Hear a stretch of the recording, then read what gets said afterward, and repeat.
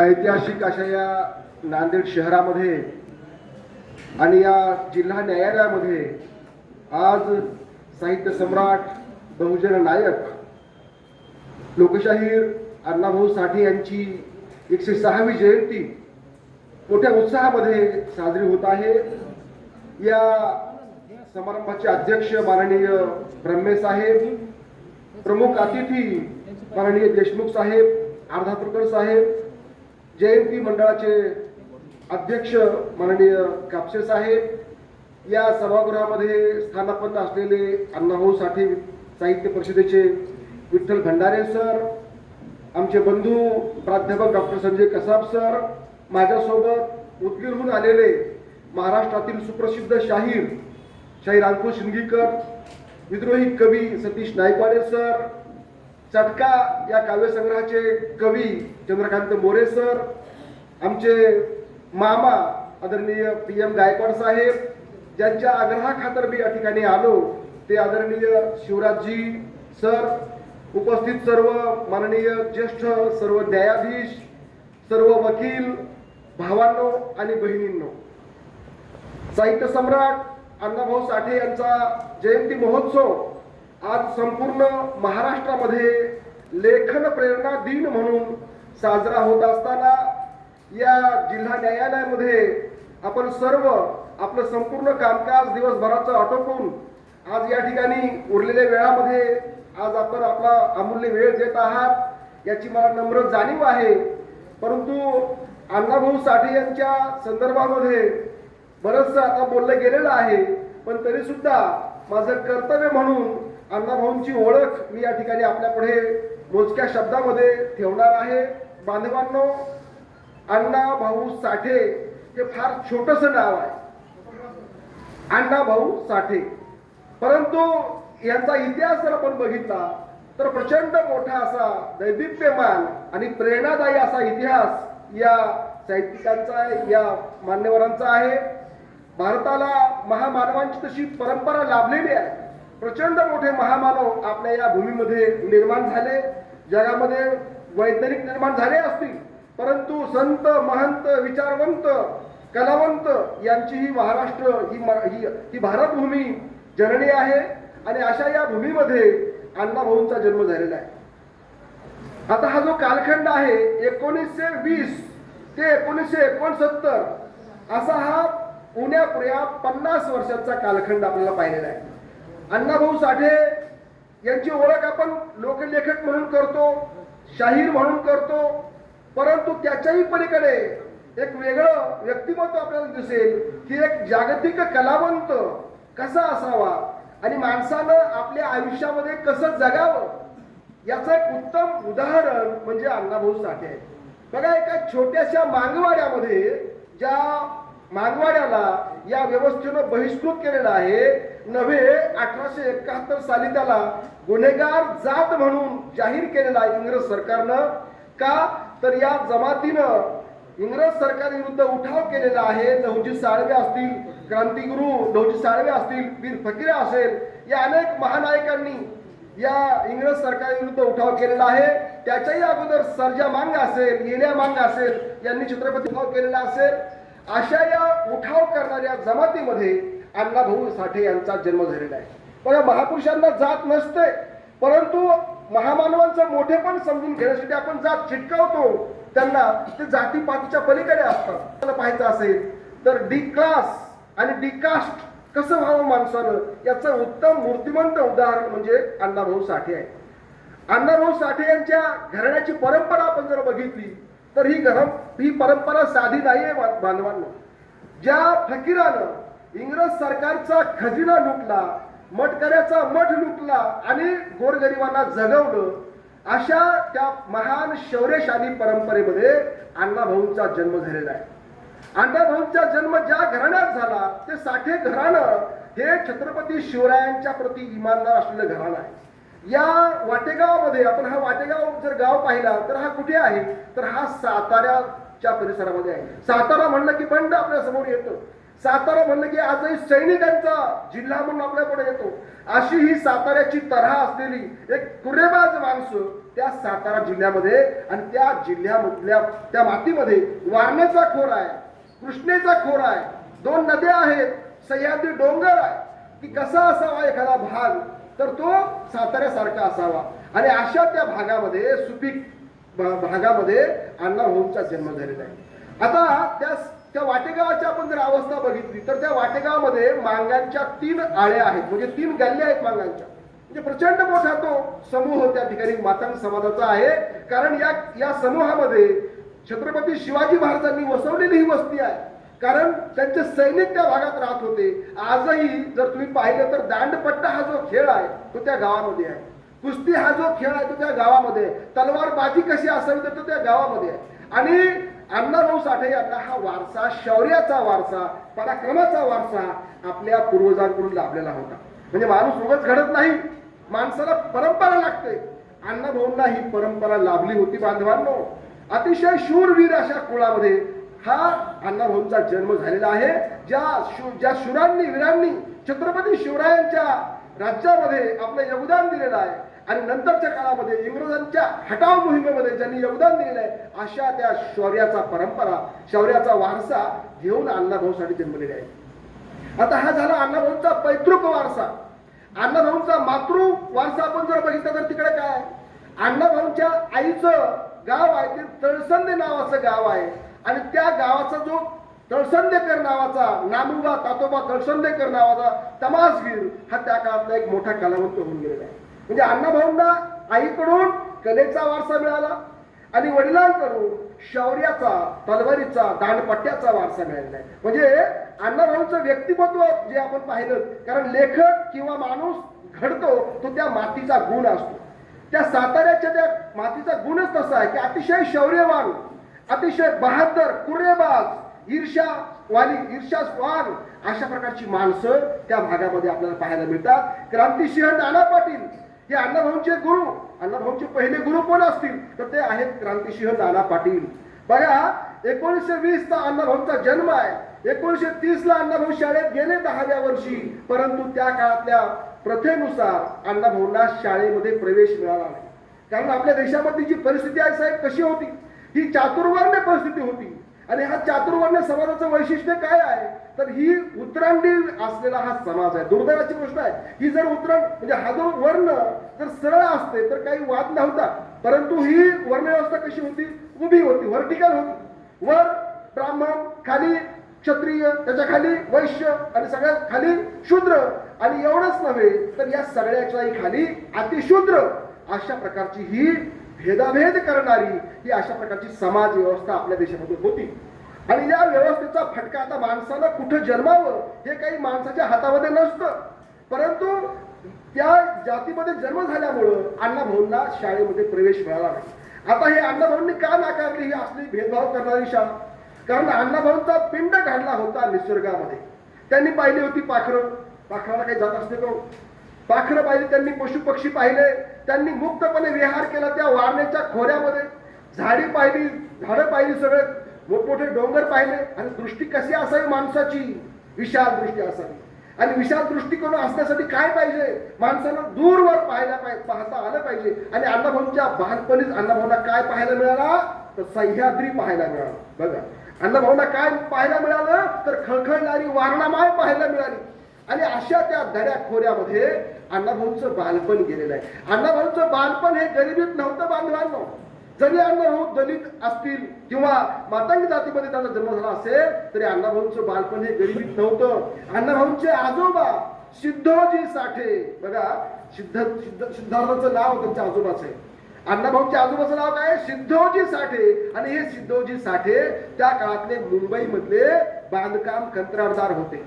कारण त्यांचे सगळे पाहुणे रावणे हे सगळे ताकदवार बलवंत माणसं ही सगळी. आणि त्या काळामध्ये नुकतंच इंग्रज सरकार मुंबईची बांधणी करत होतं. आणि अशा बांधणी करण्याच्या काळामध्ये मुंबईमध्ये मोठमोठ्या इमारती उभारण्याच्या काळामध्ये हे सिद्धोजी साठे आपल्या नातेवाईकांना घेऊन त्या मुंबईमध्ये दाखल झाले होते. आणि त्यामुळे इंग्रज सरकारकडे असा भेदभाव नव्हता, जातीवाद नव्हता. आणि म्हणून त्यांना संधी मिळाली. त्यांनी प्रचंड पैसा कमावला आणि आपल्या गावाजवळच टाकवे नावाचे गाव आहे त्या गावामध्ये 54 एकर जमीन खरेदी केली. बघा, हे मी सांगत नाही, माझा भाऊ अण्णा भाऊ या पुस्तकामध्ये शंकर भाऊ साठे यांनी हे सगळं लिहिलेलं आहे. 54 एकराचे धनी असलेलं हे कुटुंब होतं. सिद्धोजी साठे यांना 54 एकर जमीन होती. ते मुंबईवाले होते आणि त्यामुळे या घरामध्ये खाण्यापिण्याची धडात नव्हती, कशाची कमी नव्हती. अतिशय आनंदामध्ये अण्णाभाऊंचं बालपण लहानपणी गेलेलं आहे.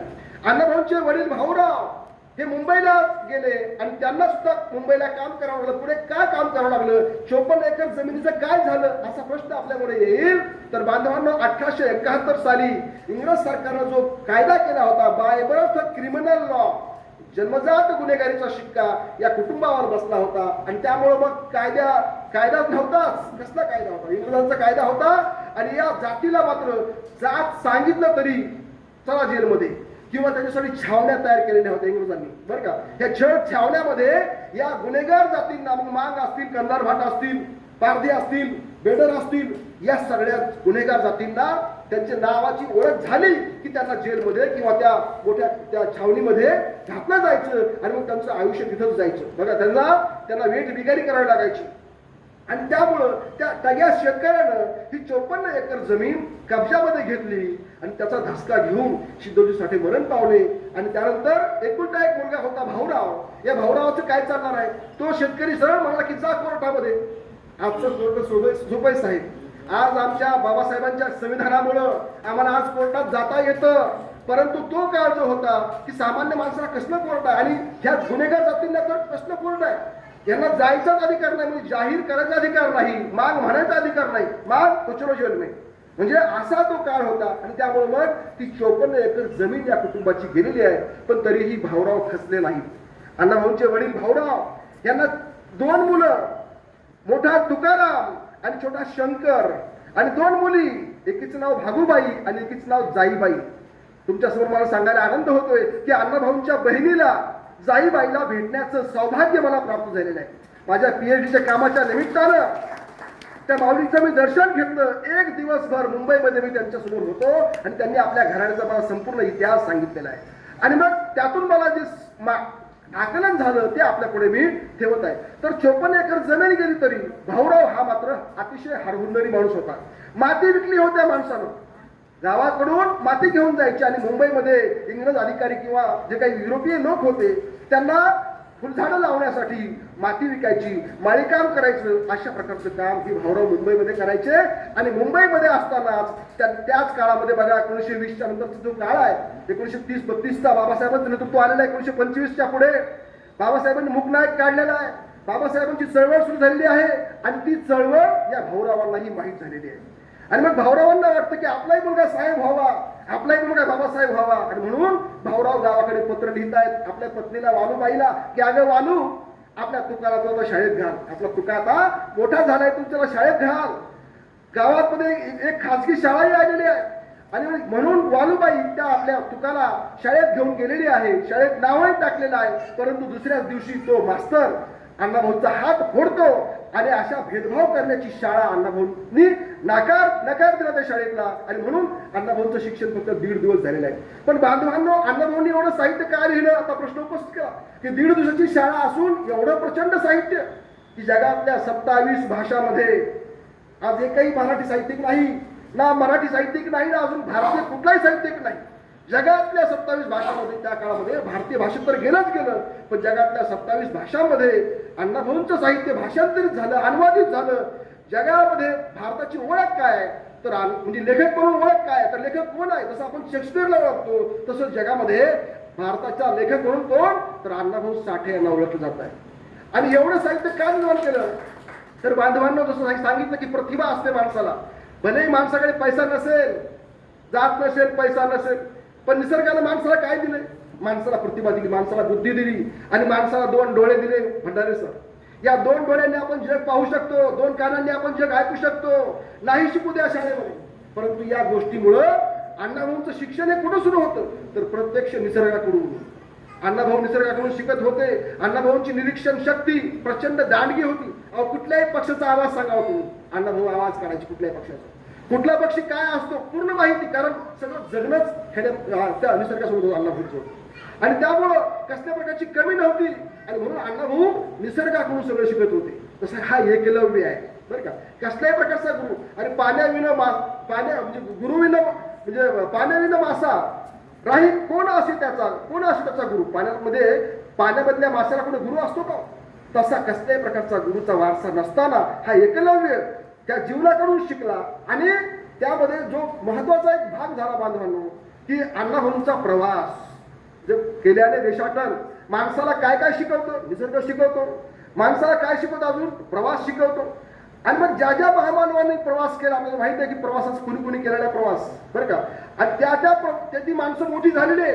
अण्णाभाऊंच्याही वाट्यामध्ये असा एक प्रवास आलेला आहे बघा. 1930 ला ते शाळेत गेले, पुन्हा ती शाळा सुटली आणि 1931 ला हे कुटुंब निघालेलं आहे मुंबईकडे, कारण गावात दुष्काळ पडला. त्याचबरोबर दुष्काळ तर पडलेला आहेच आणि हा कायदा आलेला आहे गुन्हेगारीचा. आणि आता एका सोडून 2 पोरं जवान होत चाललेले आहेत. तुकारामही आता 12-13 वर्ष झालेले आहे, बारका शंकरही आता मोठा आहे आणि 2 मुली आहेत. गावामध्ये कसं होईल यांचं जगणं, कसं शक्य होईल का? आणि म्हणून भाऊरावांनी एक युक्ती केली. भाऊरावांनी आपलं उचललं विरहार, टाकलं पाठीवर आणि निघाले हे मुंबईला.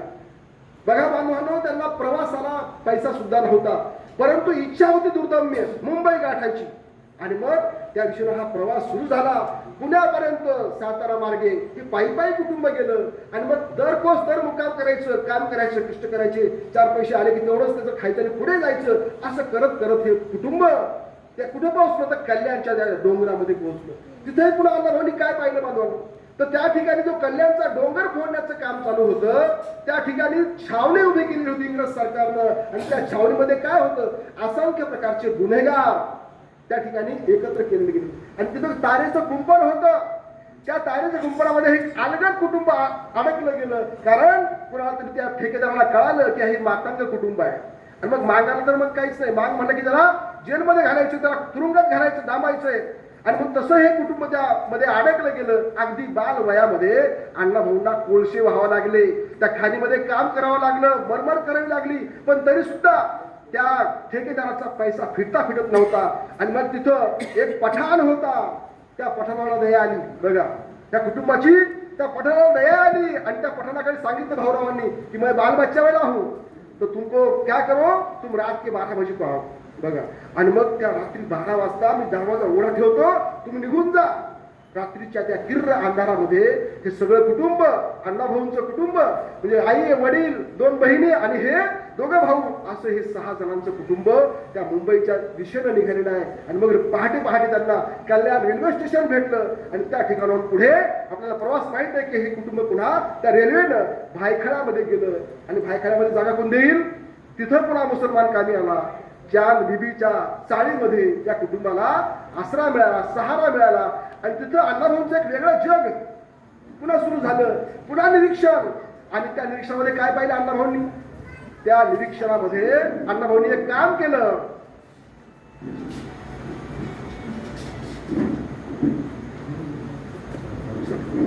एक गठ्ठेवाला म्हणून अण्णाभाऊ त्या ठिकाणी काम केलं. एक कपडेवाला माणूस कपडे विकायचा, त्याच्या सोबत गठ्ठे उचलणारा म्हणून, एक पोऱ्या म्हणून अण्णाभाऊंनी काम सुरू केलं. आणि ते करता त्यांनी अक्षर वाचायला सुरुवात केली. ही अक्षर काय असतील बरं, कुतूहल. माणसाला कुतूहल निर्माण झालं पाहिजे.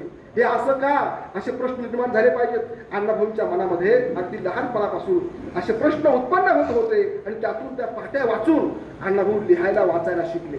बांधवांनो, त्याच काळामध्ये अण्णाभाऊंचे वडील 1938 साली त्यांचं निधन झालं. पुन्हा हे कुटुंब बॅक टू पॅव्हिलियन मुंबईहून पुन्हा हे वाटेगावला आलं. आणि त्याच काळामध्ये एक चळवळ सुरू झाली होती, ती होती चले जाओ, क्विट इंडिया मुवमेंट, करो या मरो, भारत छोडो. आणि हे आंदोलन त्या काळात सुरू झालं होतं. अण्णाभाऊ मुंबईवरून आपल्या गावामध्ये आले होते आणि त्यांनी पाहिलं होतं की इंग्रज सरकार काय आहे, लोक काय आहेत. आणि अण्णाभाऊंच्या कानावर त्या क्रांतीवीराच्या, त्या सिंहाच्या, नाना पाटलांच्या गोष्टी ऐकत येत होत्या. आणि मग त्या लढ्यामध्ये अण्णाभाऊ सहभागी झालेले. 42चं संपूर्ण आंदोलन त्यांनी पाहिलं, भूमिगत झाले. इंग्रज सरकारने त्यांच्यावर वॉरंट काढलं. त्या नाना पाटलांच्या सोबत संपूर्ण त्यांनी भाग तो पिंजून काढला आणि ते सगळे अनुभव त्यांनी टिपून ठेवलेले आहेत. म्हणजे अण्णाभाऊंचं साहित्य वाचताना तुम्हाला हे कळेल की एवढं छोटं आयुष्य, 49 वर्षांचं आयुष्य, पण या माणसाने एवढं मोठं साहित्य लिहिलं कसं? त्याचं कारण आहे की अनुभव विश्व. हा माणूस कधी घरी झोपला असेल की नाही किंवा राहिला असेल की नाही माहित नाही. प्रचंड अनुभव क्षमता, प्रचंड निरीक्षण, सातत्यानं घेतलेला ध्यास आणि जग बदलण्याचा